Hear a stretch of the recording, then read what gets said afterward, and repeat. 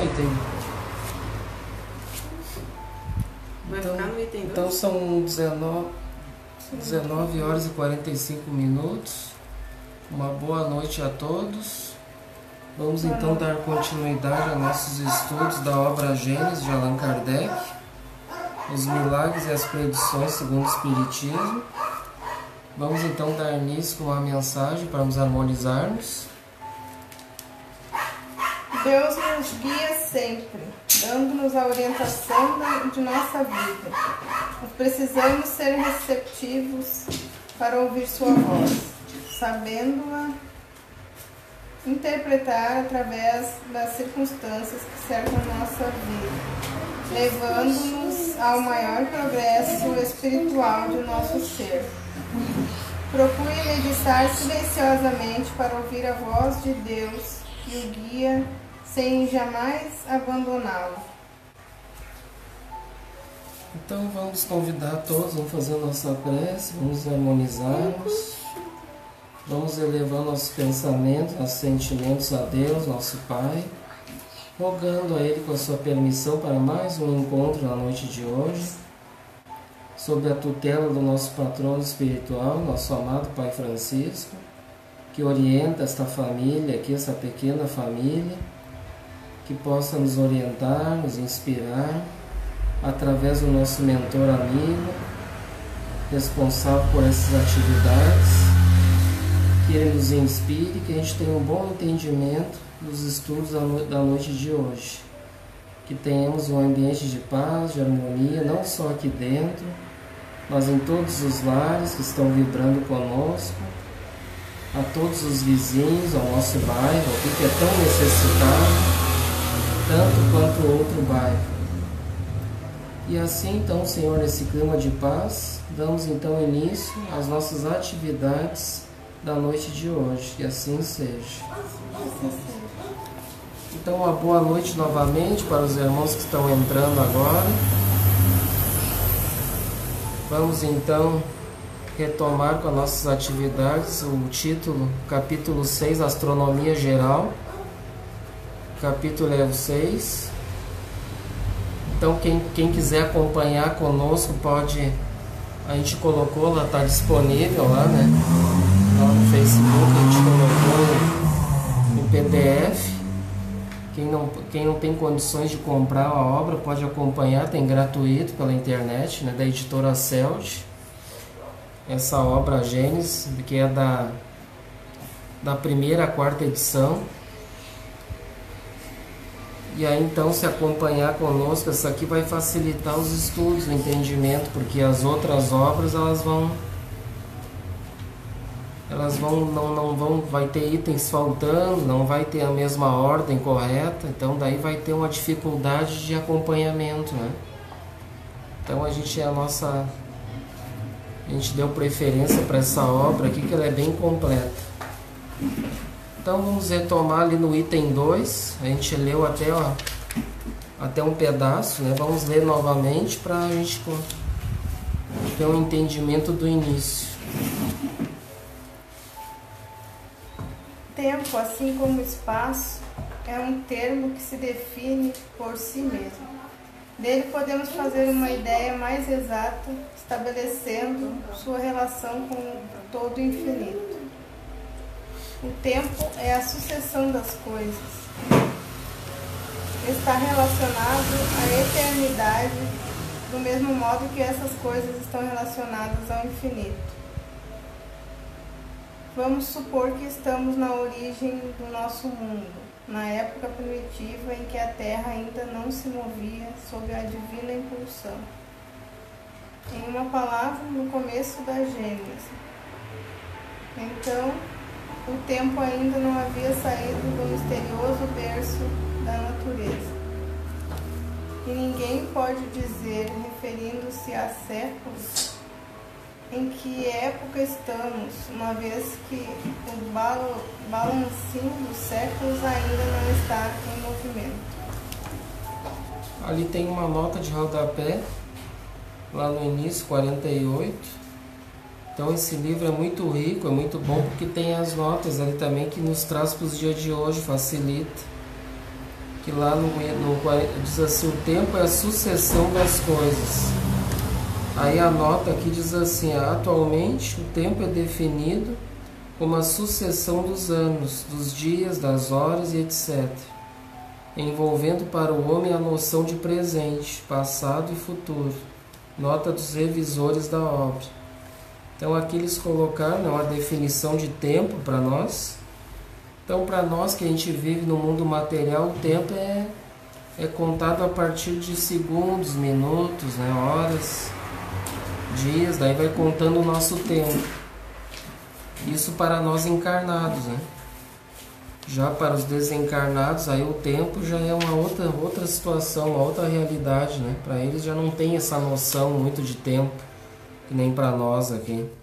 O tempo é diferente.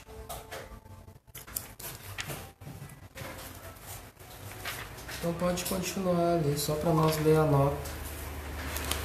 Mas silêncio.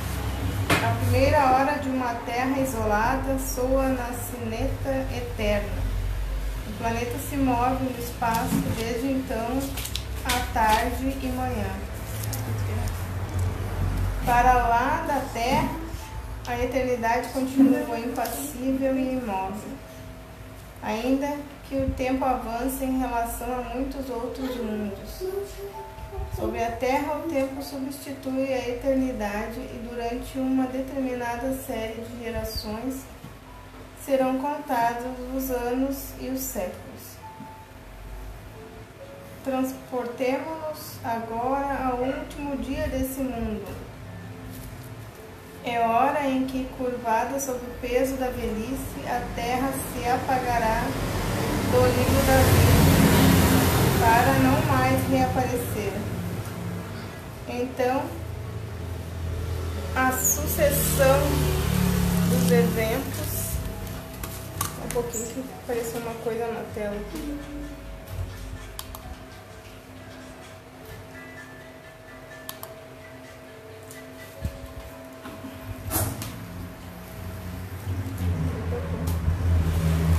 A sucessão dos eventos se detém, os movimentos terrestres que mediam o tempo se interrompem e com eles o tempo chega ao fim. Então aqui fala, né, imaginamos que para nós o tempo sobre a Terra substitui a eternidade, como estava dizendo antes. Então, ou seja, para os materialistas, o tempo seria realmente essa data de anos, né, séculos. Só que as coisas materiais vai ter uma data limite, né? Vai ter um tempo de vida hoje. Tudo que é coisas materiais ele vai se extinguir com o tempo, né? Assim como diz aqui, como o planeta Terra, infelizmente uma má notícia dizer que o planeta Terra um dia ele vai se destruir, né? Vai se deteriorar um dia, né? Quanto tempo é que ele falou lá, né? Há quanto tempo vai durar o planeta Terra ainda? 10 milhões de anos. 10 milhões? Ah, não, então... Então a gente já tem uma notícia prévia aqui, né? Que o planeta Terra vai durar mais 10 milhões de anos. Então a gente não precisa se preocupar porque 10 milhões de anos, né? É bastante tempo ainda, hein? Então a gente não precisa nem se preocupar agora, por enquanto, não vai ter o que está todo mundo dizendo por aí que é o fim do mundo, o fim dos tempos, está todo mundo dizendo que vai acabar, né? É só o que se diz, está todo mundo apavorado, a maioria, né? Então tem muitas notícias que é falta de conhecimento, né? E como a ciência, como a doutrina espírita, ela acompanha a ciência, e a ciência ela se dá com bases em dados, né? Em teses, tudo que seja concreto, que seja, no caso, relativo a eles, que esteja em mãos, né, esses dados a eles, para que eles possam fazer esses cálculos, né? E aí definir essas datas, esses tempos, mais ou menos. Então a doutrina espírita ele vai sempre andar junto com a ciência. Já ao contrário que a ciência, ela já infelizmente ela já não acompanha a doutrina espírita, né? Ainda não acompanha. Porque eles têm que ter fatos concretos, né? Eles precisam de provas reais para fazer aquele cálculo, tudo, comprovar aquela tese, né? Se não tem, eles não têm como saber, né? Não, e muitos dizem, não é que quer dizer também que os cientistas, todos eles são ateus também, né? Na verdade, eles podem acreditar em Deus, tudo, só que eles na tese de ciência deles, eles têm que ter as provas, né? Para poder fazer a base, os cálculos, né? Eles precisam de dados, né? Concreto. Já nós, na doutrina espírita, como é a doutrina dos espíritos superiores, eles nos trazem as informações, né? Então, como muita coisa que a gente estuda aqui, que já foi dito, a ciência ainda não acompanhou, não descobriu ainda, né? Mas já para nós, na doutrina espírita, a gente já tem muitas informações sobre isso, né? Que é trazida pelos espíritos superiores. Então não se preocupe ainda, que o planeta ainda vai durar bastante tempo. É um planeta jovem ainda, né? Que ele recém passou pelo mundo primitivo, né? Que é o primeiro. E agora estamos em expiações e provas. Já estamos no segundo estágio. E agora estamos transitando para o terceiro estágio, que seria o mundo regenerado, né? Mundo de regeneração. E aí depois vem os outros, né? Mundos felizes, né? Mundo ditosos, felizes, né? Vem os próximos. Vamos ver, a gente espera que a gente consiga acompanhar essa evolução do planeta, né? E passar para o mundo de regeneração. Claro que a gente vai ter que trabalhar bastante para isso, né? Principalmente como cristãos, como espírita, a gente sabe, né? Dos nossos deveres morais, que a gente deve cumprir as leis, né? Praticar as virtudes, para poder então se esforçando estar na próxima etapa, né? Senão nós vamos estar reprovados, ou vamos para um mundo que está nesse mundo de expiações e provas, igual que a gente está hoje, ou então volta, dependendo da situação, volta para o mundo até primitivo, né? Então a gente tem que estar bem ciente disso. Então vamos lá, vamos continuar ali.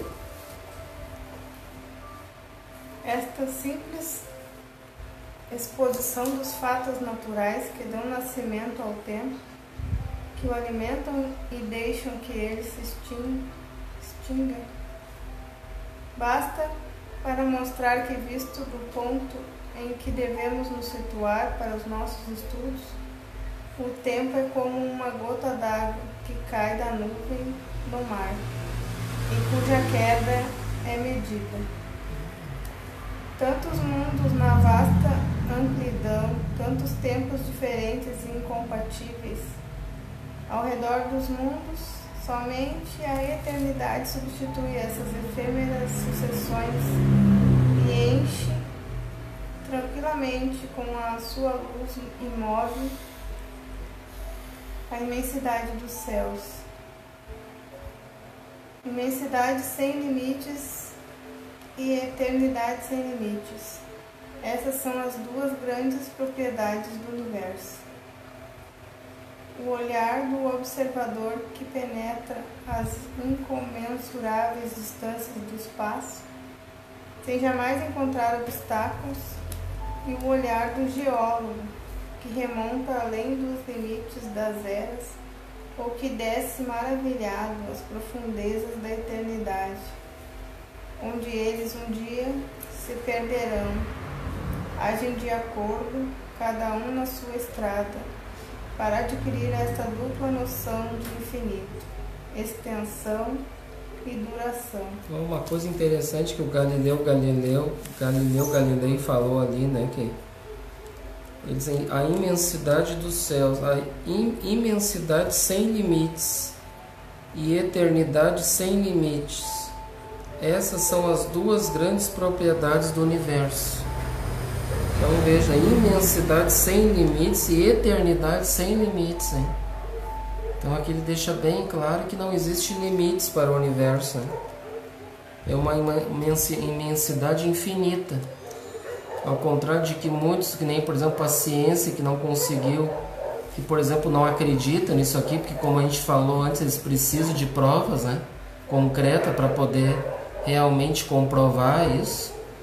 Por exemplo, se a gente disser para o cientista isso aqui que a gente está dizendo agora, o Galileu Galilei, né, que era um cientista também, astrônomo, está falando sobre isso. Mas como é? Mas ele já morreu, como é que ele vai falar assim? Mas ele está desencarnado. Aí eles já não vão acreditar, né? E eles já não vão acreditar. Não, mas como assim desencarnado? Como em espírito ele vai estar falando? Aí fica difícil para eles, porque eles precisam de coisas, né? Eles precisam ver para crer, né? Entendeu? Se eles não tiverem dados, eles não acreditam. Entendeu?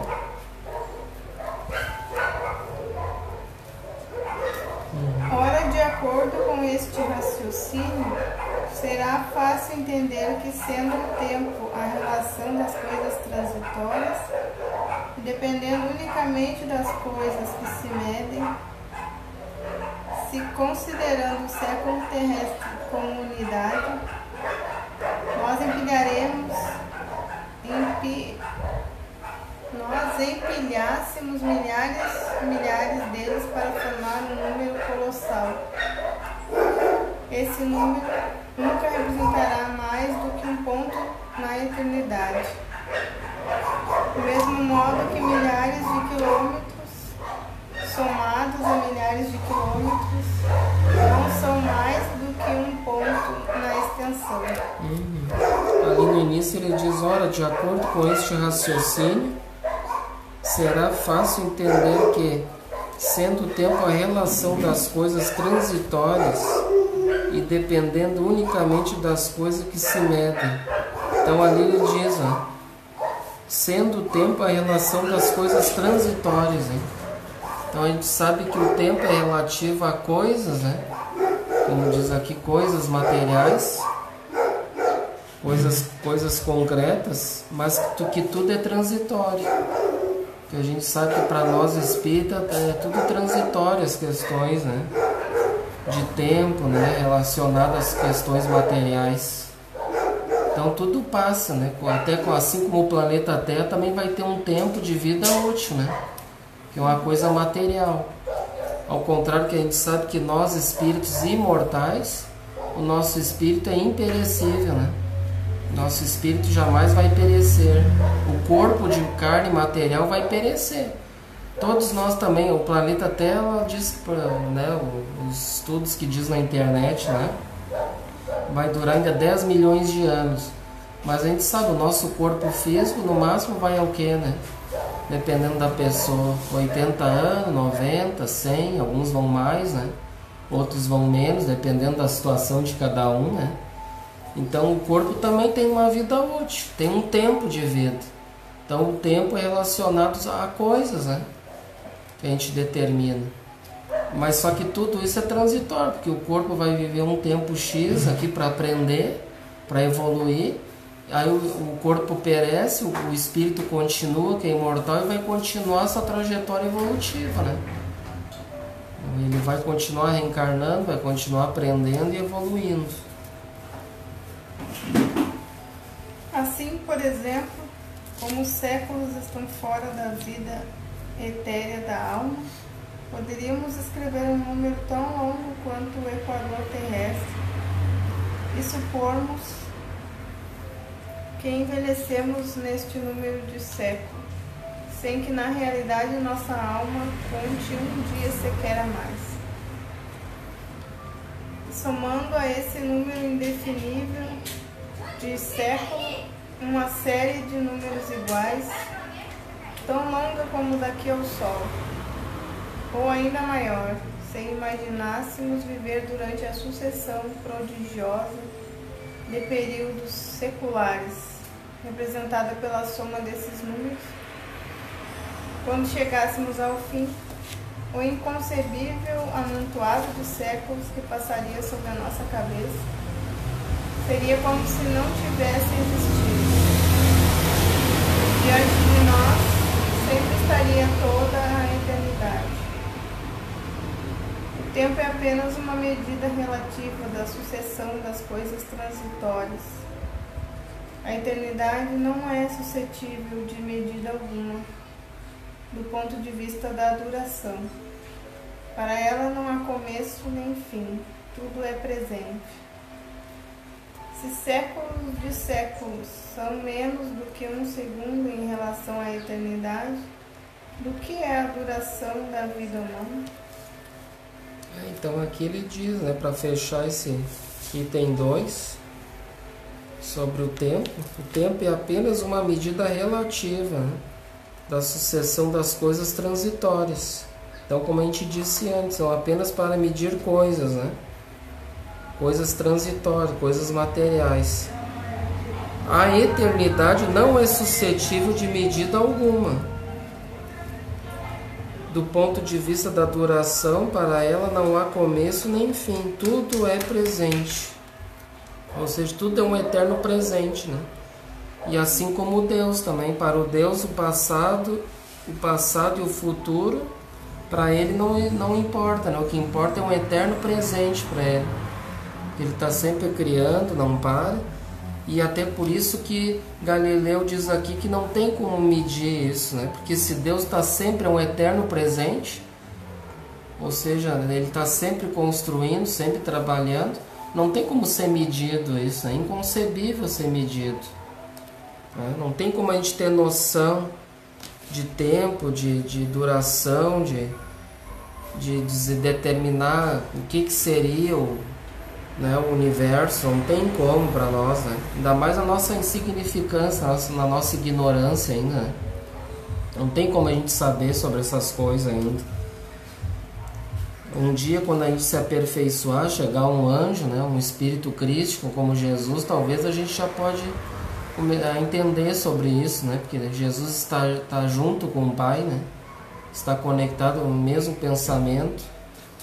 Então, para nós, a gente já vai conseguir ter uma visão mais ampla das coisas. Mas, por enquanto, na nossa inferioridade ainda. E aqui, como eu disse, né, nesse livro aqui, Astronomia Geral, ninguém é astrônomo, ninguém é cientista. A gente só quer, né, procurar ter uma noção aqui do que Kardec trazia, né? Naquela época que o Galileu trouxe sobre essa astronomia geral. E lembram que isso foi no século XIX que ele trouxe. Então a astronomia já evoluiu já bem mais, né? Já evoluiu 2 séculos aí. Então já evoluiu bastante coisa, né? Então quem quiser se aprofundar mais, daí procure na internet, procure se aprofundar, bota lá no Google, lá na internet, no YouTube sobre o tempo, né? Vai aparecer lá bastante informações. E aqui a gente dá uma pequena contribuição singela nossa aqui, né? Humilde, para a gente acompanhar essa obra aqui que é importante para todos, né? Claro que aqui, por exemplo, a astronomia geral, né? O que importa para nós se o planeta vai ser destruído daqui a 10 milhões? Porque a tese dos cientistas do Big Bang, o planeta tem em torno de 4 bilhões e meio de anos, né? O que importa esse tipo de coisa? Vai aumentar o preço do pão para nós? Alguma coisa vai mudar? A gente sabe que não, né? Nada vai mudar aqui para a nossa vida aqui. São coisas que são estudos, são ciência, né? Que para nós, como a gente não estuda, não se aprofunda e não é cientista, para nós não é importante isso, né? Mas é para questão de conhecimento, né?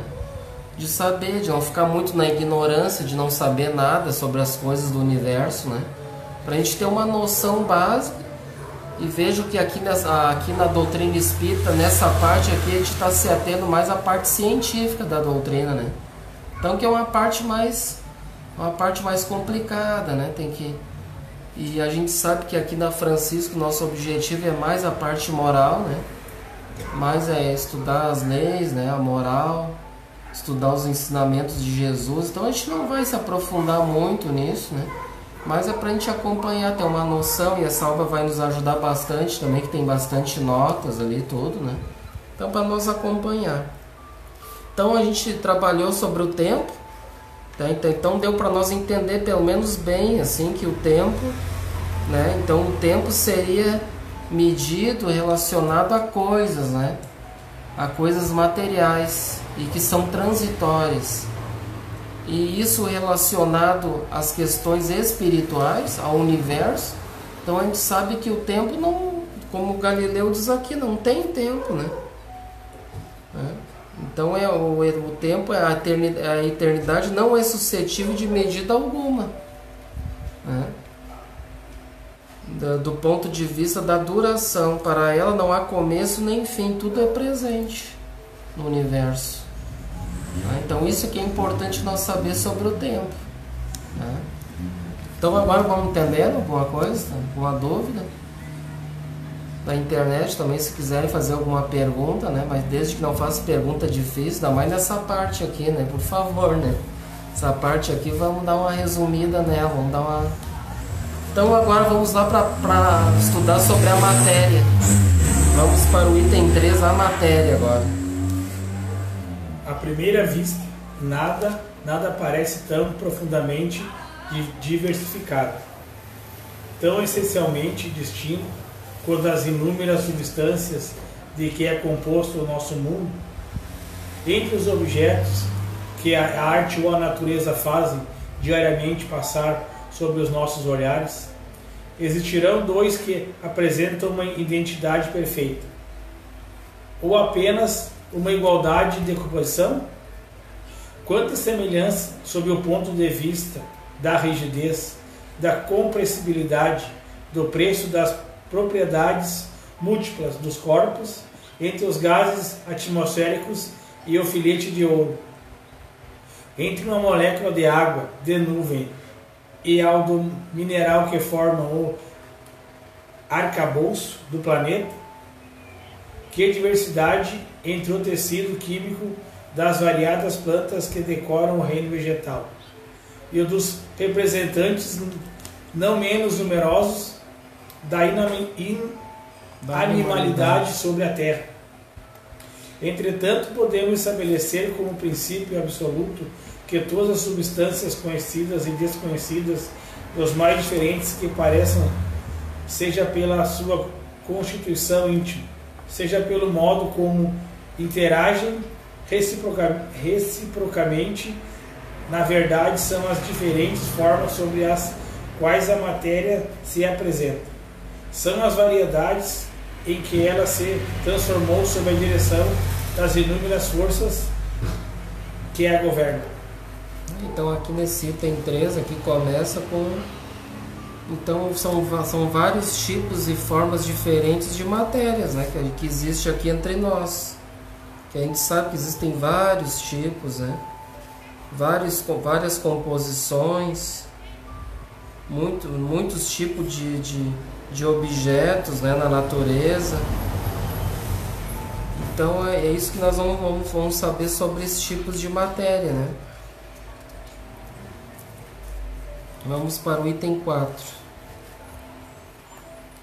A química progrediu tão rapidamente após a minha época, em que os seus próprios adeptos ainda a relegavam ao domínio secreto da magia.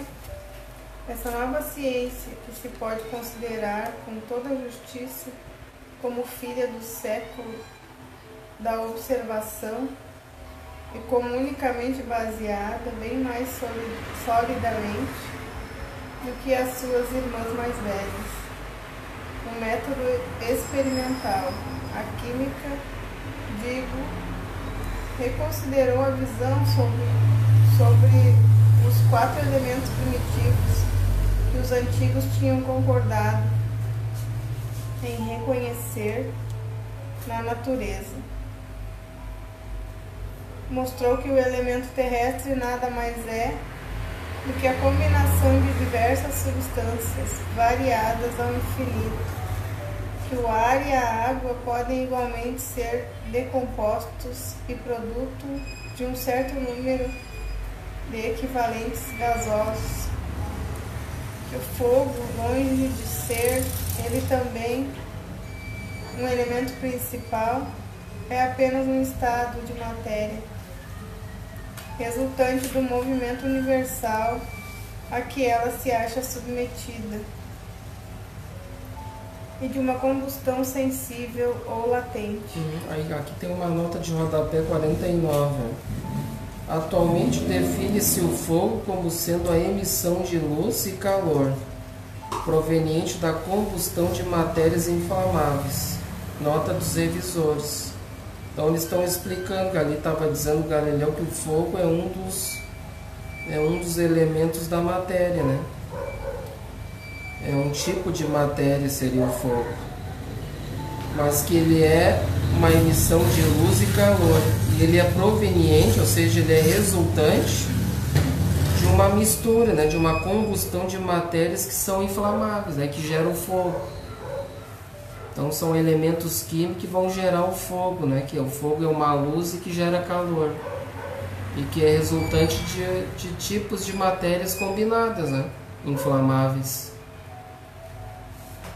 Em compensação, ela descobriu um considerável número de princípios, até então desconhecidos, que lhe pareceram formar, por determinadas combinações, as diversas substâncias, os diversos corpos que ela estudou e que agem simultaneamente de acordo com certas leis e em certas proporções. Nos trabalhos realizados no grande laboratório da vida. A esses princípios a química denominou corpos simples, indicando assim que ela os considera como primitivos, indecomponíveis e que nenhuma operação até então poderia reduzi-los a partes relativamente mais simples do que eles próprios. Aí tem outra nota de rodapé 50. Os principais corpos simples são, entre os não metálicos, o oxigênio, o hidrogênio e o azoto, nitrogênio, o cloro, o carbono, o fósforo, o enxofre e o iodo. Entre os metálicos, o ouro, a prata, a platina, o mercúrio, o chumbo, o estanho, o zinco, o ferro, o cobre, o arsênio, o sódio, o potássio, o cálcio e o alumínio. Aqui é a nota do autor, nota de Kardec. Aqui diz assim: esta nota de Kardec faz menção aos principais corpos simples, conhecidos ao tempo do codificador. Atualmente, os elementos químicos, denominação atual dos corpos simples, são classificados de acordo com a classificação periódica dos elementos, que teve a sua origem no trabalho meticuloso realizado pelo cientista russo Mendeleev em 1869. A química cataloga atualmente 105 elementos, aos quais 92 são encontrados na natureza e os demais chamados de transurânios, porque são mais pesados do que o elemento urânio. Foram sintetizados em laboratório. A classificação distribui os elementos de acordo com as suas propriedades, agrupando os metais, os não metais, os semimetais e os gases nobres. O elemento químico hidrogênio, por suas características especiais, é classificado à parte. Hoje em dia, também sabemos que os elementos químicos são decomponíveis em dezenas de subpartículas, sendo que as mais importantes são o próton e o nêutron e o elétron. Então aqui tinha a nota de Kardec falando ali sobre os corpos simples, aí os revisores então atualizaram. E aí então, para aquela época de Kardec, quem estudou química na escola, e algum de nós a gente lembra da chamada tabela periódica, e a tabela periódica naquela época de Kardec, ela tinha 105 elementos. E hoje, isso no século XIX, e hoje no século XXI, se eu não me engano, podem me corrigir, mas está em torno, que eu ouvi dizer, está em torno de 180 mais ou menos, já de elementos. Veja o quanto aumentou, hein? De 105 para 180. Então aumentou bastante, né? Ou seja, então a ciência, a química, tudo vão progredindo, vão evoluindo, vão descobrindo novos elementos, né? novas matérias, novos componentes. Então tudo é questão de curiosidade, né? Quem, por exemplo, eu gosto muito de ciência, a pessoa quer se aprofundar mais, aí ela procura se informar mais na internet, que não é o nosso objetivo, não vamos se aprofundar muito em detalhes, né? Até podem me corrigir, eu posso estar errado, mas se eu não me engano é 180 hoje, da tabela periódica, elementos que tem hoje. É mais ou menos isso.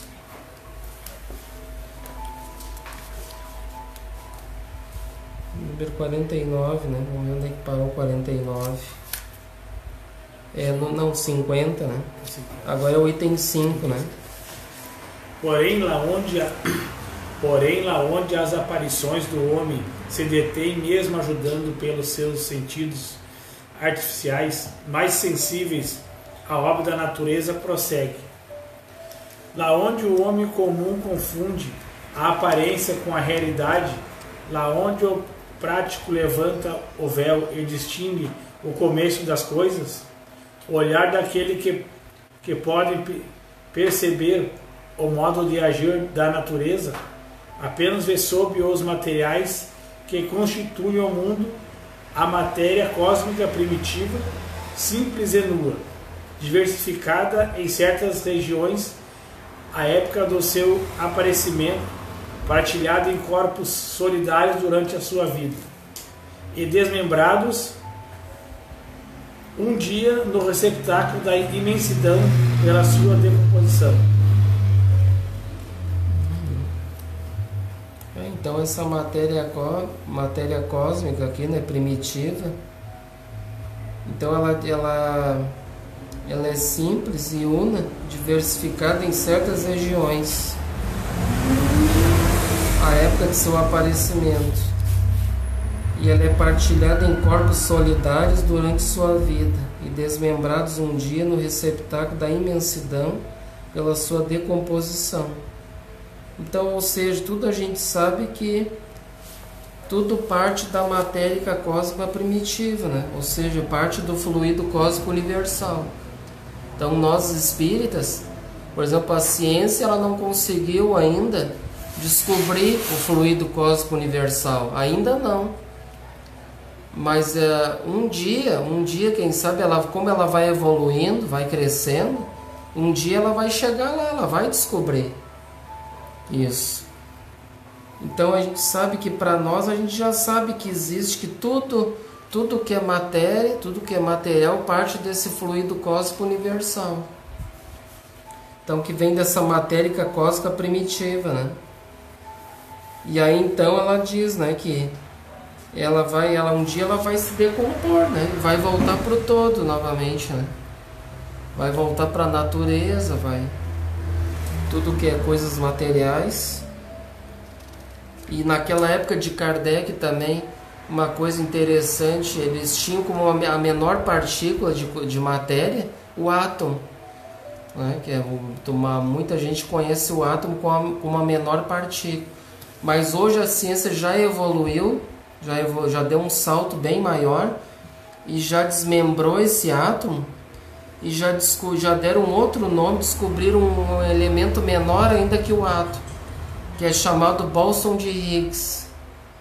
Então quem quiser se aprofundar mais, vai na internet lá, pesquisa lá sobre bóson de Higgs, e aí então vai estudar sobre isso, vai ver o que... mas tem matérias na internet ali que diz, né? Eu acho que tem uma matéria lá sobre o site Mundo Estranho, se eu não me engano, que fala assim, qual seria hoje a menor partícula, né, que a gente pode conhecer hoje, qual seria a menor partícula, né? Então hoje já não seria mais o átomo.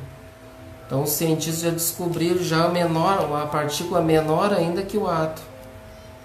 Então veja que a ciência vai progredindo, vai evoluindo, né?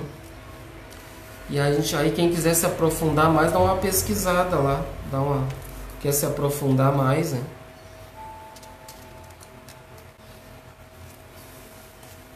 Isso, vamos lá para o item 6 agora. Existem questões que nós mesmos espíritos amantes da ciência, não saberíamos aprofundar, e sobre as quais só poderíamos emitir opiniões pessoais mais ou menos conjecturais. Sobre essas questões eu me calarei ou justificarei minha maneira de ver. Mas esta questão não pertence a esse número. Portanto, aqueles que fossem tentados a ver minhas palavras, apenas uma teoria ousada direi: se for possível, abrangerei com um olhar investigador e multiplicidade das manifestações da natureza, e reconhecereis que, se não se admitir a unidade da matéria, será impossível explicar. Não direi apenas aos sóis e aos mundos, mas sem irão tão longe a germinação de uma semente sobre a terra, ou a reprodução de um inseto. Então aqui ele, na sua humildade, ali Galileu, ele diz, né, que ele vai falar de acordo com o conhecimento que ele tem, né, sobre as questões da matéria. E a gente sabe que naquela época lá também, para ele, claro que naquela época, por exemplo, Kardec, ele tinha uma visão bem limitada em relação aos dias de hoje, né, o século XIX, o século XXI. Mas esse espírito Galileu, ele então a gente sabe que desencarnado em espírito, a visão, né, ele já era um espírito muito quando encarnado, muito inteligente, né? Ele já era um cientista, um astrônomo, só é muito famoso, né? Mas aí então ele desencarnado em espírito, a sua visão vai se ampliar muito mais sobre as coisas, né? Ele vai ter muito mais inteligência, mais liberdade, né? Uma visão muito mais aprofundada das coisas. E aí então, para aquela época, era o que ele poderia dizer, né? Se, por exemplo, hoje ele viesse novamente, e aí com certeza ele já evoluiu bem mais, já está bem mais à frente da nossa ciência de hoje, né? Ele já poderia trazer coisas muito mais evoluídas que para aquela época, né? Então vejam que a gente que não pode ficar parado no tempo, a gente tem que se atualizar, tem que ir acompanhando a tecnologia, a ciência, não pode ficar parado, né? Então é uma visão que ele trouxe para aquela época. Hoje seria uma outra visão que ele traria, né? Se ele trouxesse uma mensagem psicofônica que fosse, como foi para aquela época. O médium era o Camille Flammarion, né? Que ele também era um médium e ele era amigo de Kardec, ele já era um astrônomo. E quando o Camille Flammarion conheceu Kardec, ele tinha 15 anos, né? Então era bem mais jovem. E aí veja então que os espíritos pela afinidade, né?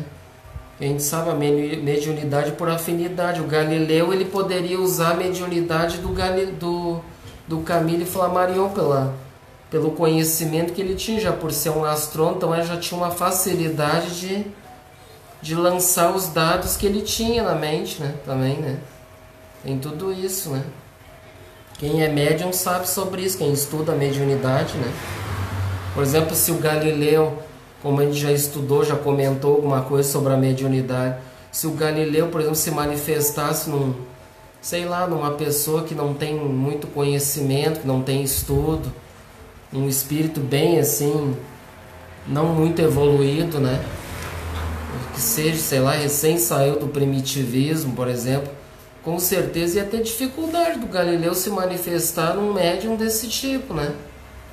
Ele não ia conseguir passar muitas informações, né? Pelo instrumento mediúnico, por ter pouco, né? Uma ferramenta ainda muito ignorante, não tem muito conhecimento ainda para poder passar informações, né? É bem interessante. Então vamos para o item 7.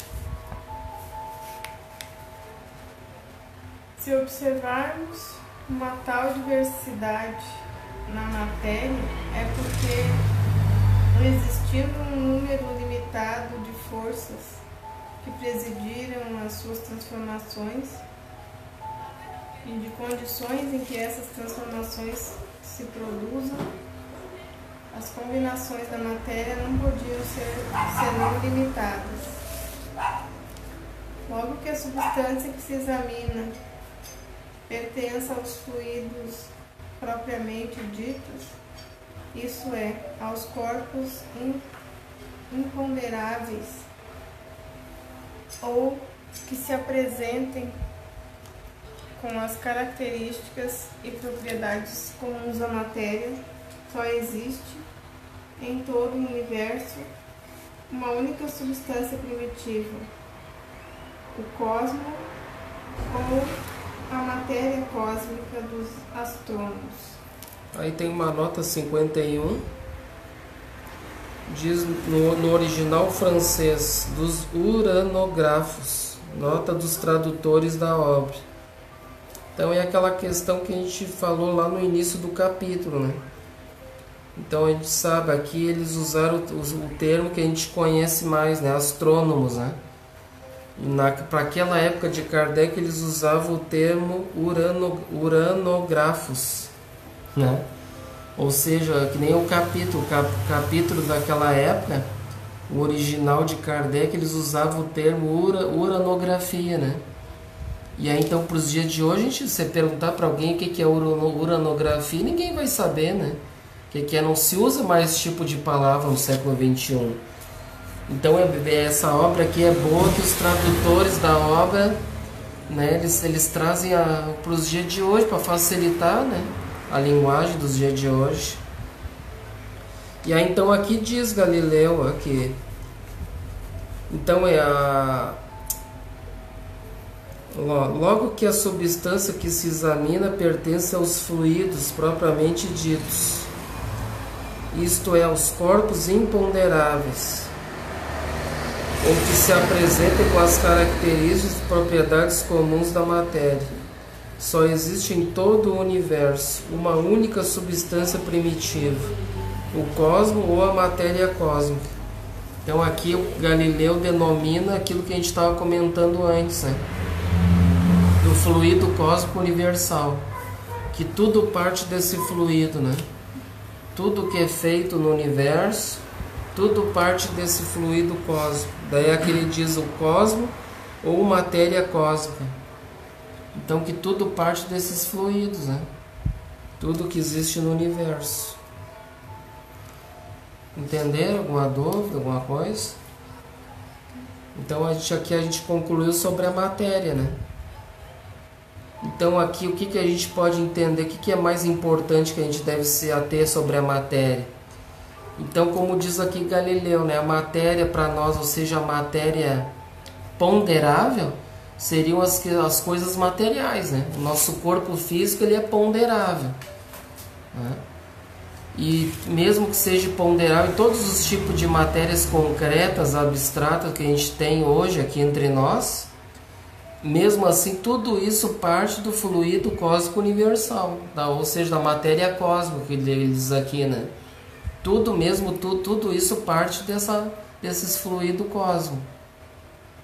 Ele vai ser transformado, vai ser modificado conforme o mundo, né? O mundo em que a gente vive, conforme a nossa evolução. O nosso próprio corpo vai ser transformado, essa matéria cósmica, um tipo de corpo para nós poder viver aqui. Num planeta mais evoluído vai ser um outro tipo de corpo, mais rarefeito, né? Não tão denso, não tão pesado quanto o nosso. O nosso próprio perispírito é formado também para o nosso planeta aqui hoje, para o nosso mundo, para poder viver aqui, que também vem dessa matéria cósmica, né? Que é modificado também conforme o mundo. Então tudo vem dessa matéria cósmica, né? Tudo é modificado, é transformado conforme o mundo, conforme a evolução de cada ser. E aí isso que é importante nós ater sobre a matéria. Então existe a matéria concreta, a matéria ponderável, que a gente apalpa, que a gente vê, né? Que a gente consegue pegar, ponderável. E a imponderável, que seria a matéria, né? Uma matéria, um fluido, né? Um fluido que está no todo universal, que a gente não consegue ver com os olhos, que a gente não consegue pegar, né? Seria imponderável, como ele diz aqui, esses fluidos, né? Que a gente não consegue ver, não consegue, né, pegar ele, não é tangível, né? Entenderam? Então é isso mais que a gente tem que se ater aqui, esses dois tipos de matérias, né? Mas que tudo vem do fluido cósmico universal, que seria modificado e transformado, né? Entendendo? Então vamos agora para as leis e as forças. Item 8. Ser um desses seres desconhecidos que gasta sua existência efêmera no fundo das regiões tenebrosas dos oceanos, ser um desses poligástricos, dessas mereidas animáculos ínfimos que a natureza que na natureza conhece apenas os peixes ictiófagos e as florestas submarinas, recebessem de repente o dom da inteligência e a capacidade de estudar o seu mundo e de estabelecer de corpo com as suas aparições um raciocínio conjectural intensivo, a universidade das coisas, que ideia ele formaria da natureza viva que se desenvolve em seu meio, e do mundo terrestre, que não pertence ao campo de suas observações? Ali, o que então dá para te pesquisar aí para ajudar um pouco? Que é umas palavras bem chata mesmo, né?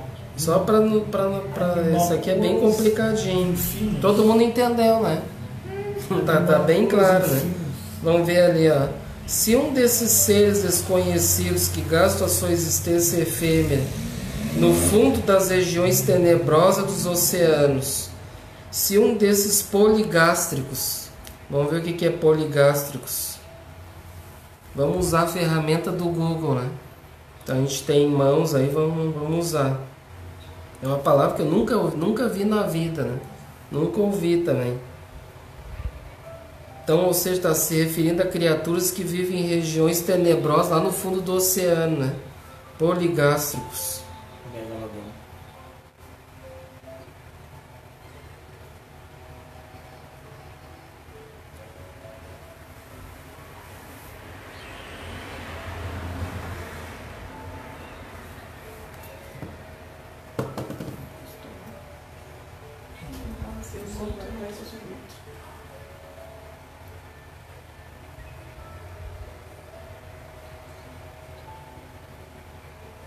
São mamíferos herbívoros que possuem vários compartimentos gástricos.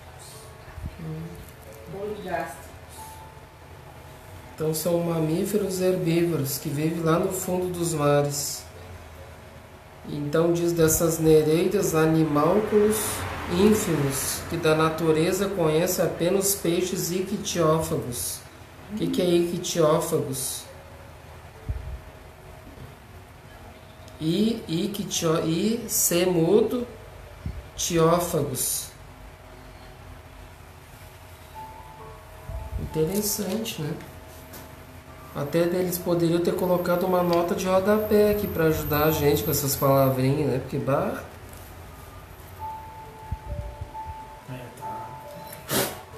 Ictiófagos.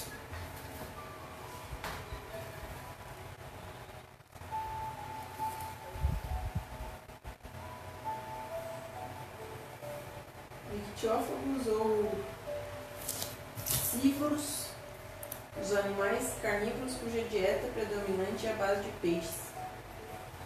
Então são peixes que se alimentam dos próprios peixes, né?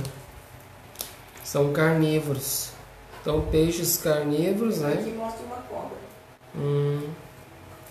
E as florestas submarinas.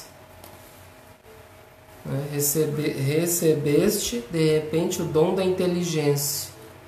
Então se esses tipos de animais aí, né, que a gente disse antes,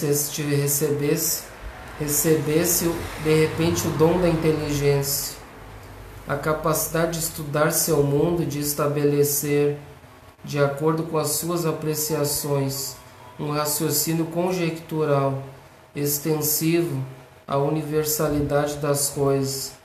Que ideia ele formaria da natureza viva que se desenvolve em seu meio e do mundo terrestre que não pertence ao campo das suas observações. Então ali está dizendo, imagina se esses animais que vivem lá no fundo do oceano tivessem uma inteligência para eles poderem saber estudar o meio que eles vivem, né?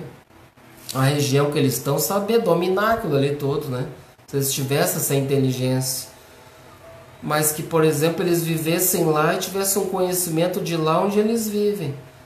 Mas que eles não tivessem um conhecimento, por exemplo, fora daquele mar que, por exemplo, haveria, né, terras, né, além daquele oceano, né, para eles investigar e procurar, né, saber sobre isso, né, que eles não sabem.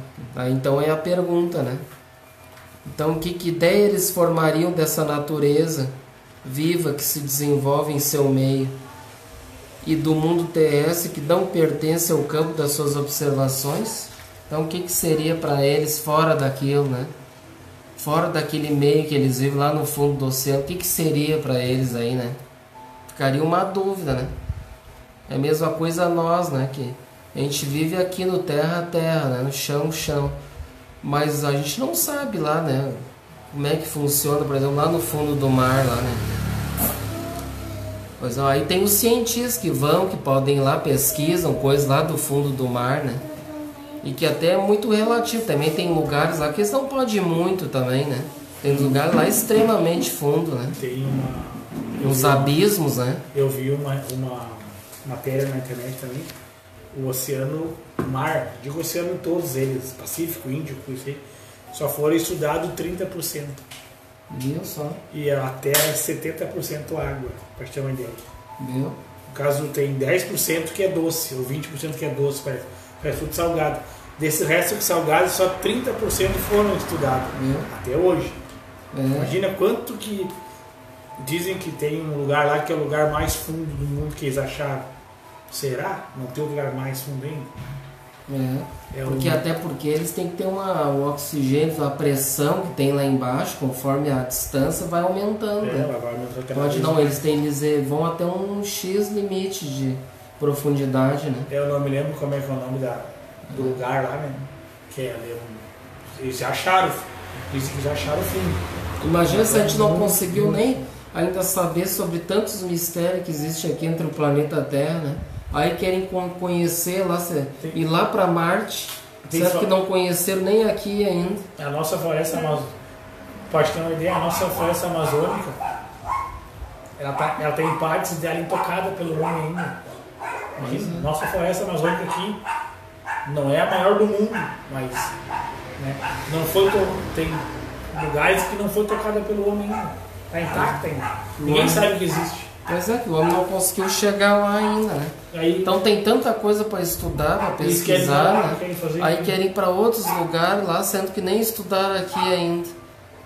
Se não tem nem equipamento, não chegaram nem estudar aqui tudo, imagina lá em outro planeta. Nem a lição de casa eles não fazem, que é aqui. Que aí vai levar anos para chegar lá, que a gente comentou na aula anterior, né? Que a velocidade da luz, 300 mil quilômetros por segundo. Imagina. Que mesmo nessa velocidade ia chegar lá em 4 anos em Marte, né? Não, em Marte não, na estrela mais próxima, né? Seria, eu acho que a estrela, não me lembro qual é que é o nome do estudo anterior. Tu falou o nome. Estrela alfa, não me lembro qual é que é. Bom, não vem ao caso, mas a estrela mais próxima aqui nossa do sistema aqui, que ia levar 4 anos, né? Imagina para Marte, que a gente nem sabe quanto tempo vai levar. Já aqui, que é nossa, aqui no chão aqui, só ir fazer uma excursão lá, pegar um pessoal lá e ir atrás, né? Tentar, não vou dizer que vai lá para destruir, mas para conhecer, né? Sim. E aí eles não querem levar pra cima lá para também fazer coisas. Daí é muita ignorância, muito tem que querer explorar outras coisas, sendo que não conhece nem aqui ainda. Nem o termo de casa não fez ainda, ele queria tirar 10 na prova. Então vamos ver ali, o que seriam essas observações dele fora dessa realidade, né, no caso desses animais que a gente estava comentando. Vamos ver. Se agora esse mesmo ser por um maravilhoso efeito do poder de sua nova capacidade, chegasse a se elevar acima de suas trevas eternas e subisse à superfície do mar, próximo às costas de uma ilha repleta de vegetação, luxuriante, banhado pelo sol, fecundo, fonte de um benéfico calor, que ideia ele faria então das suas teorias antecipadas sobre a criação universal? Teorias que ele logo abandonaria, substituindo-as por uma apreciação mais abrangente, mais relativamente ainda tão incompleta quanto a primeira. O homem, é a imagem de vossa ciência, inteiramente especulativa. Então aqui o Galileu diz, né, que fora da nossa realidade, então a ciência seria inteiramente especulativa, né? É o que nós estávamos comentando antes. A nossa realidade é o aqui e agora, que a gente na ciência nem conseguiu descobrir tudo aí nos limites do nosso planeta, né? Dos oceanos, das profundezas, né? Tudo. Ou das matas, né? Matas primitivas, ainda que não foram nem descobertas ainda pela própria ciência, digamos, né? Eu dei o exemplo aqui do Brasil, né? Mas tem vários lugares aí do planeta que tem lugares no deserto também, tem lugares que ninguém chegou lá ainda. Tem muitos lugares ainda que não foram descobertos. Tudo bem, pode ter mapeado, tem os satélites que mapeiam por cima, né? Mas, cara, tem lugares que não foram lá ainda. Né? Vai ter lugares que, sei lá, que nem aqui na nossa Amazônia não tem. Dizem os entendidos que só os índios, tem uma tribo de índio que existe nesses lugares aí. Mas aí como é que eles vivem? Ninguém sabe. Pois é. Daí são só especulações, né? São só coisas. Aí tem uma nota de rodapé 52 aqui, ó. Esta é também a assimilação dos que negam o mundo dos espíritos. Quando após se despojarem do envoltório carnal, os horizontes desse mundo se desenrolam aos seus olhos. Compreendem então o vazio das teorias com que pretendiam explicar tudo exclusivamente à luz da matéria. Entretanto, esses horizontes ainda ocultam para eles mistérios, que só sucessivamente se desvendarão, à medida que se elevarem pela depuração. Porém, desde os seus primeiros momentos nesse novo mundo, eles são forçados a reconhecer a própria cegueira e quanto estavam longe da verdade. Então aqui é a nota de Kardec. Então dizendo também referente às questões espirituais, para nós também, né? Quantos de nós têm o conhecimento das questões espirituais? Aqui na matéria a gente sabe que a gente é limitado, a gente não consegue ter uma visão das coisas espirituais, porque a gente está limitado dentro de um corpo físico, o nosso espírito. Mas, ou seja, nós saindo desse corpo físico, que é pesado, que a gente não consegue usar 100% da inteligência espiritual, saindo desse corpo, e podemos dizer que durante o sono do corpo físico a gente consegue sair do corpo e dar voos altos, né? A gente pode fazer isso e até a gente deve fazer isso, né? Procurar durante o sono continuar estudando, sendo útil no mundo espiritual. E aí então nossa visão, nossa inteligência, ela se abre muito mais do que a nossa visão nós vivendo aqui. Porque lá, para ter uma ideia, a nossa visão são 360 graus, né, para o espírito. A nossa visão aqui não é 360 graus, né? A gente consegue ver limitado ali, um raio ali, limite, né? Bem menos, né? E o espírito ele consegue ver tudo ao seu redor, né?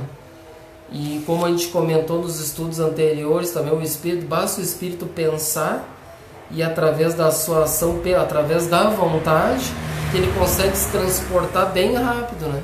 Para onde ele quer, né? Ele pode pensar, eu quero estar em Marte, então com a força da vontade ele vai estar em Marte bem rápido, né? Basta ele querer. Então ele consegue se transportar pelo universo numa velocidade que a gente não sabe, né? Que a gente não conhece. Né? E não tem como saber isso aí, determinar, como a gente viu antes, né? O tempo, né? Como o Galileu diz ali, o tempo é medido aqui com coisas concretas, né? Mas com, né, medir em questões espirituais, não tem como a gente medir, saber. Quantos quilômetros, sei lá, nem quilômetros tem para o mundo espiritual, né? Qual seria a medida, né, para nós ir daqui da Terra até Marte, né? Não tem como a gente saber isso aí, né? Uma medida exata. Para nós não tem como conceber isso, não tem como saber. Mas com certeza o espírito ele vai bem mais do que a velocidade da luz, né?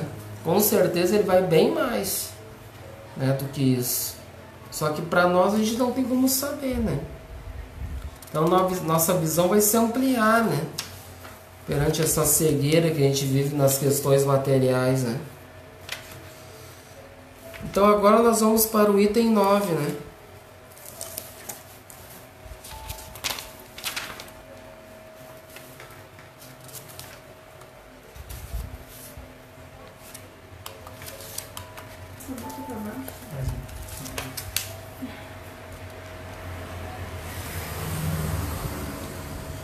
Então, logo que vem tratar aqui da questão das leis e das forças que regem o universo, eu que apenas sou como vós, um ser relativamente ignorante em relação à verdadeira ciência, apesar da aparente superioridade que me dá sobre os meus irmãos da terra, a possibilidade que me acabe de estudar questões naturais que lhes são proibidas. Na posição de terráqueos, meu objetivo é somente expor a noção geral das leis universais, sem explicar detalhadamente o modo de ação e a natureza das forças especiais que decorrem dessas leis.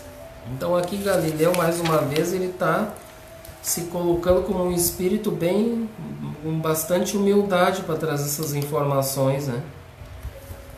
E dizendo que ele, né, como vós, é um ser relativamente ignorante. Imagina, né? Um homem que era para sua época um homem muito inteligente, né? Em relação à verdadeira ciência. E ele diz, apesar da aparente superioridade que a gente dá a ele, e sobre os irmãos da terra, a possibilidade que me cabe de estudar questões naturais que lhes são proibidas, ó, na posição de terráqueos. O objetivo dele é expor a noção geral das leis universais, ó, sem explicar em detalhes o modo de ação e a natureza das forças que decorrem dessas leis. Então ele diz aqui, né, que conforme aqui nós vivendo aqui, tem muitas coisas que para nós, né, a própria ciência, como a gente comenta, ela não consegue desmembrar, não consegue desvendar ainda, né? Mas em espírito já tem uma visão mais ampla, como diz antes, né? Como disse antes. E mesmo esse espírito Galileu, que para a época era muito evoluído, muito inteligente, tanto que ele trouxe, né, na Sociedade Espírita lá, né, de Kardec, ele trouxe essas informações para a época. E ele então diz que ele quer se ater principalmente à noção geral das leis do universo, né, sem explicar em detalhes sobre essas forças, né, que ele também tem cada espírito, conforme a sua evolução, ele tem um alcance de conhecimento X, como a gente sabe, né? Mesmo que ele é um espírito inteligente, ele pode ser um espírito superior, mas ele tem o seu conhecimento, né? Diferente, por exemplo, de um espírito crístico como Jesus, que daí ele já tem muito mais conhecimento, né? Ele conhece toda a verdade, né, relativa ao Pai. Ele sabe tudo sobre as leis, né, como é que funciona. Então, provavelmente um espírito superior, não sei se era um espírito superior, já um espírito Galileu, né?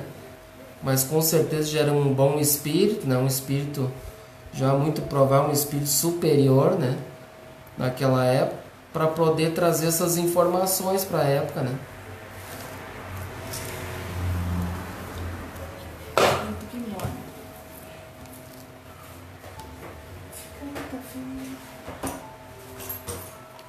Segue o barco aí.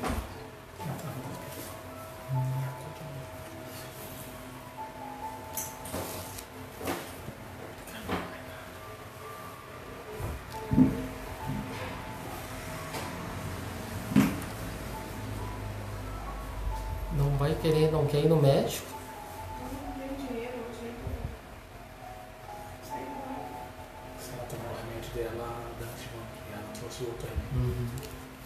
Então desculpa aqui os irmãos, né? Então vamos dar continuidade aqui no item 10. Existe um fluido estéreo que Etéreo, preenche, fluido etéreo. etéreo que preenche o espaço e penetra todos os corpos.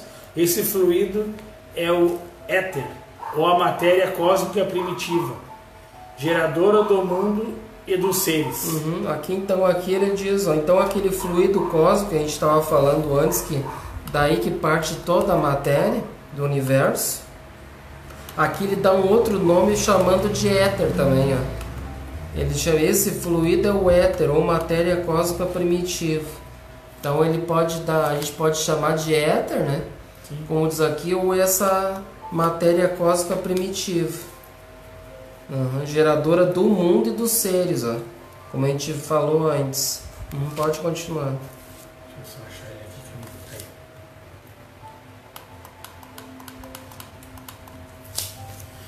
A eles são inerentes as forças que presidiram a transformação da matéria, as leis imutáveis e necessárias que regem o mundo. Essas forças múltiplas indefinidamente variadas segundo as combinações da matéria, localizadas segundo as matérias, as massas diferenciadas, diversificadas, em seus modos de ação segundo as circunstâncias e os meios são conhecidas na Terra pelo nome de gravidade, coesão, afinidade, atração, magnetismo e eletricidade ativa. Aqui tem uma nota de rodapé 53. A física atualmente reconhece 4 forças atuando no universo conhecido, a saber, então a força gravitacional, força forte, força fraca e força eletromagnética. As forças de coesão, de afinidade, de atração citadas pelo codificador são abrangidas pelas forças forte e fraca, o magnetismo e a eletricidade pela força eletromagnética. Então aqui é a nota dos revisores.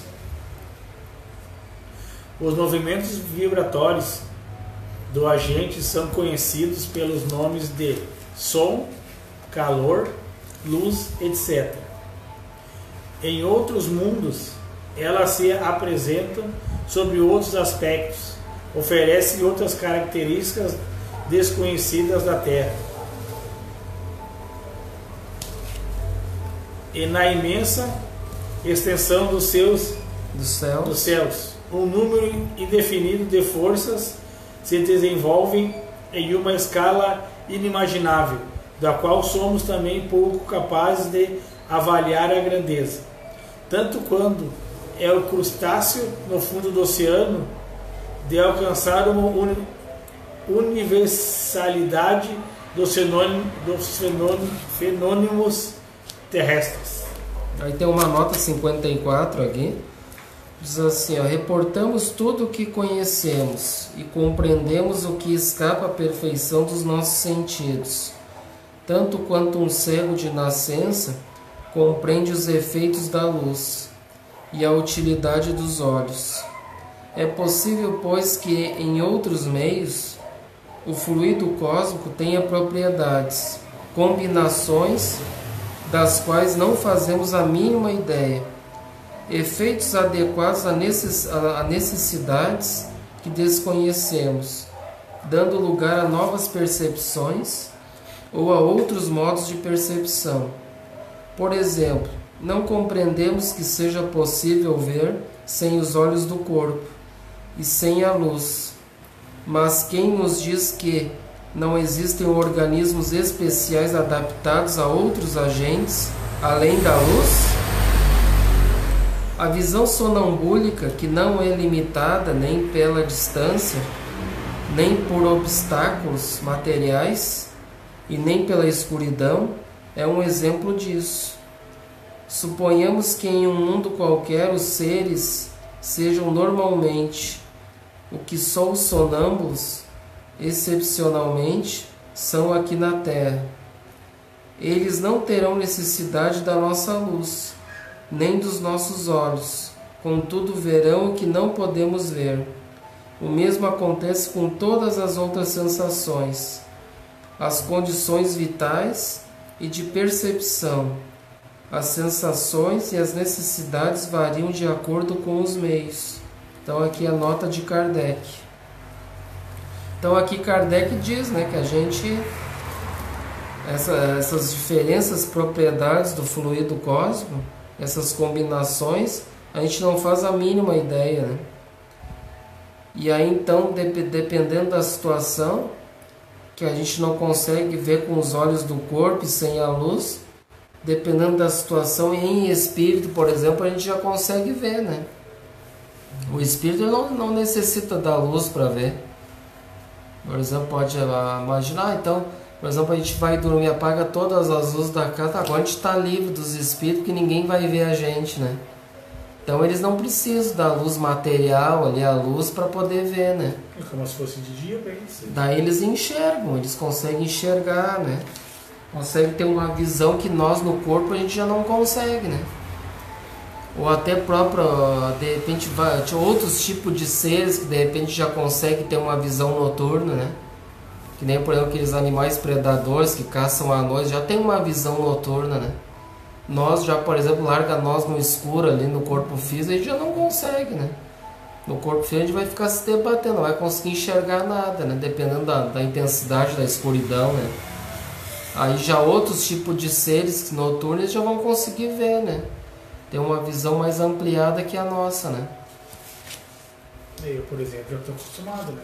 Tem no ar, os números do ar, né? Ar-condicionado, e fico ligado, a luz é bem fraquinha, só o número. Mas depois que apaga todas as luzes do quarto, assim, cara, dá uns 10 segundos, assim, tu consegue já ver meu primeiro movimento, assim, tu, sabe, tu sabe que tá. A tua visão vai se adaptar com a luz que tem no ambiente. Isso. Por exemplo, vai ter aquele flashzinho de luz do ar-condicionado, como tu diz, mas aquele flashzinho, aquilo ali já vai te dar uma noção, né, do ambiente, né? Já vai conseguir ter uma percepção de alguma coisa, né? Assim, quando é acampar no mato. Se tu acender uma vela, por exemplo, tu já vai conseguir enxergar bem mais, né? Assim que tu for acampar no mato, né? Tu quer sair assim, quem já acampou no mato, já sabe como é que é. Mas é escuro, você não faz aquela fogueira ali e fica só ali. Aí tu sai dali e tu já vê que... Dependendo da noite, se é uma noite que não tem um luar luminoso, né? Não é uma lua cheia, que claro que quando é uma lua cheia bonita, tu consegue até sair tranquilo de noite, né? Até no meio do mato, né? Tu consegue ver bem, que parece até uma luz do dia, de tão intensa que é a luz da lua, né? Uma lua cheia, bonita. É, muito bonito. Agora, por exemplo, pega uma noite nublada ali, que tem uma lua, né, minguante ou uma coisa assim, daí que tapa a lua, daí tu não consegue ver nada mesmo, né? Que nem aqui na cidade, se tu parar aqui na rua, aí na cidade, e olhar pra lua, a lua é bonita, tá linda a lua. Mas tu vai num lugar que é escuro, não tem iluminação elétrica, só a iluminação da lua, cara, assim, ó, é muito legal, cara. Eu já fiz isso aí. Eu já cansei de fazer isso no mato, já sabe? Lá do lado que eu sempre vou pescar. Sim, é bom. A gente já foi assim, lá é muito show. Parece que a gente tá em outro planeta, sabe? Parece que tá em outro planeta. É muito legal. Então vamos continuar ali. Depois de 54, né? Ora sim, como sua alma é uma substância simples, primitiva, geradora de todos os corpos, mas diversificada em suas combinações, assim também todas essas forças dependem de uma lei universal. diversificada em seus efeitos que se acham em sua origem, e que pelos desígnios eternos foi soberanamente imposta a criação para lhe imprimir harmonia e estabilidade permanentes. Tem uma outra nota 55, diz assim: esta lei universal citada pelo Espírito Galileu é um dos maiores objetivos das pesquisas atuais no campo da física teórica. Consiste na formulação de uma teoria única, a teoria do campo unificado, que explique o macrocosmo, o universo, e o microcosmo, os átomos e as partículas subatômicas, que hoje são explicados separadamente pela mecânica relativística e pela física quântica, respectivamente. Após anos de intensas pesquisas científicas, essa teoria se encontra nos dias de hoje, em uma fase bastante avançada, e é conhecida nos meios acadêmicos como a teoria de superstrings. Então aqui a nota dos revisores. Então diz que ali já avançou bem mais, né? Hoje a ciência já tem uma outra teoria, né, dos superstrings. Então como a gente diz, vai evoluindo, né? Sim. Então vamos ver se dá tempo para nós encerrar aqui. Vamos ler esse item 11, para ver se a gente consegue encerrar esse item 11 aqui. A natureza jamais se opõe a si mesma. O brasão do universo só tem uma divisa: unidade e variedade. Na escala dos mundos encontra-se a unidade de harmonia e de criações ao mesmo tempo que uma variedade infinita. Nesse imenso canteiro de estrelas, percorrendo o degrau da vida, desce o último dos seres até Deus. A grande lei da continuidade se faz reconhecer considerando as forças em si mesmo. Pode-se formar uma série cuja resultante, confundindo-se com a geratriz, é a lei universal. Não sabereis observar esta lei em toda a sua extensão, pois as forças que a representam no campo de vossas observações humanas são restritas e limitadas.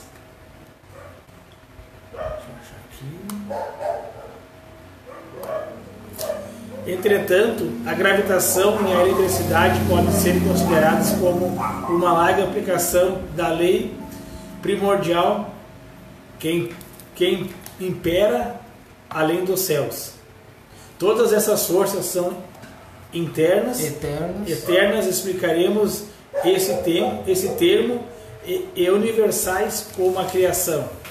Como são inerentes ao fluido cósmico, elas agem necessariamente em toda a parte, modificando sua ação por sua simultaneidade ou sua sucessão, predominando aqui, apagando-se mais adiante, potentes e ativas, em certos pontos, latentes ou ocultas em outros, mas finalmente preparando, dirigindo, conservando e destruindo os mundos nos seus diversos períodos de existência, governando os maravilhosos trabalhos da natureza, em qualquer ponto que se realizem, e segurando para sempre o termo esplendor da criação.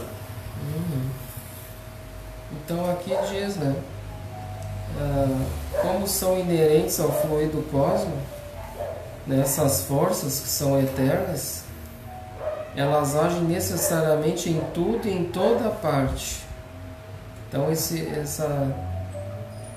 fluido ele está em toda parte, e modificando sua ação por sua simultaneidade ou sua sucessão, predominando aqui, apagando-se mais adiante, potentes e ativas em certos pontos, latentes ou ocultas em outros, mas finalmente preparando, dirigindo, conservando e destruindo os mundos nos seus diversos períodos de existência, governando os maravilhosos trabalhos da natureza, em qualquer ponto que se realize, assegurando para sempre o eterno esplendor da criação.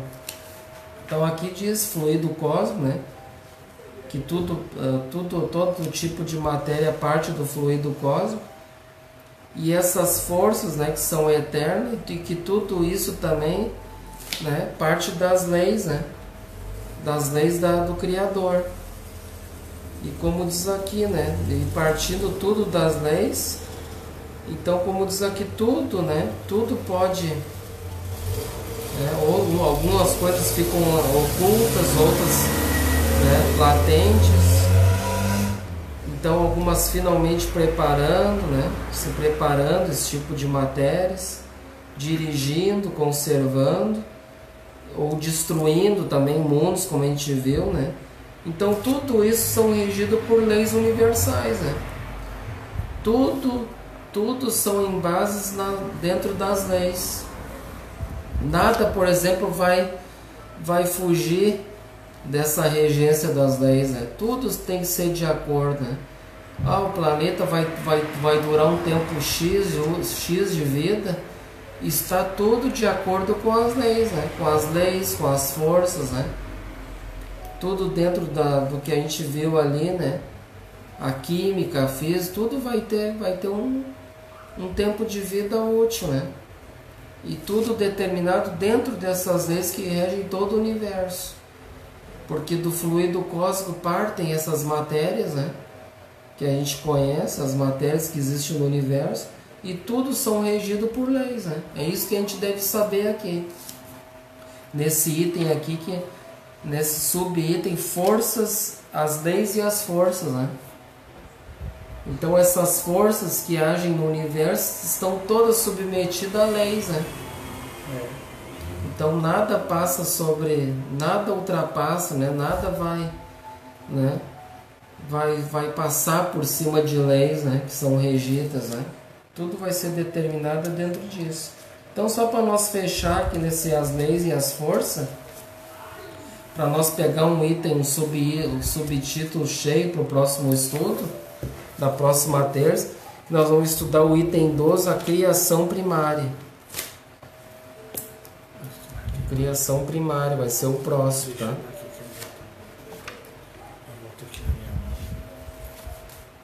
Daí eu anoto aqui, daí eu já sei.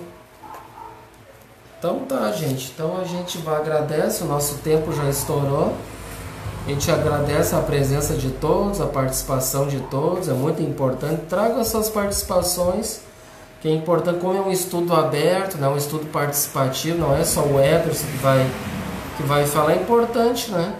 Aqueles que muitas vezes também eles vão assistir depois, ou então que muitas vezes ficam ali, né, não querem se manifestar, mas que estão assistindo. Muitas vezes eu posso ajudar. Então participem, né? Trazem suas participações, né? Críticas também pode existir, mas desde que sejam críticas construtivas, não destrutivas, né? Porque eu tenho uma crítica para fazer, tá? Mas dentro dessa crítica você vai auxiliar? Você vai ajudar ou vai querer destruir? Qual é que é o objetivo da crítica? Então toda a crítica, dependendo da crítica, pode ser destruidora. Criticar e botar para baixo, né? Destruir o troço. Então procurem trazer, né? Trazer mais informações, somar. O estudo é importante, né? Um estudo, como é um estudo participativo. Então a gente agradece, tá? Vamos fazer a nossa prece de encerramento. E vamos então rogar a Deus nesse momento, agradecendo por essa oportunidade.